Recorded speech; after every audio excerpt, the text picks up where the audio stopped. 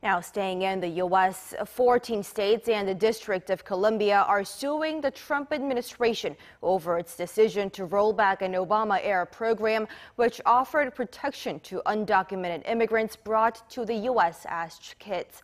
Now, they claim it's an assault on the values that built the states and the nation. But with President Trump having no second thoughts on DACA, some 800,000 people, including Koreans there, face an uncertain future in the coming months. Sang-mi has the details.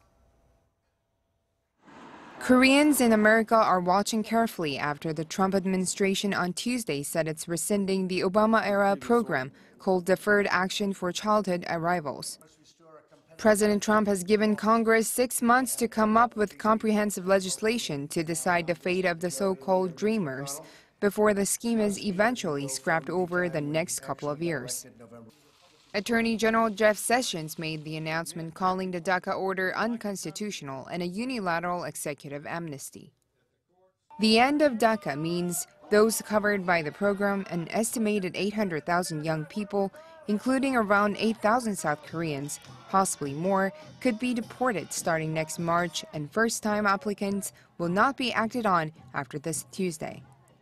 The 5-year-old program gave 2-year work and study permits to undocumented immigrants under the age of 30 who enter the U.S. illegally as children if they provided their personal information.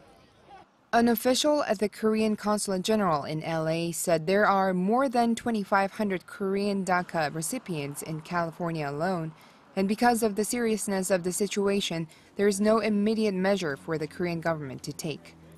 The Korean American Federation of LA said among the Korean DACA recipients, there are more students than workers. The association is concerned they will have to live in fear of deportation and be unable to get support from others due to the need to conceal their status. The move to end DACA could reinforce President Trump's approval among his base, but many in Washington are against it.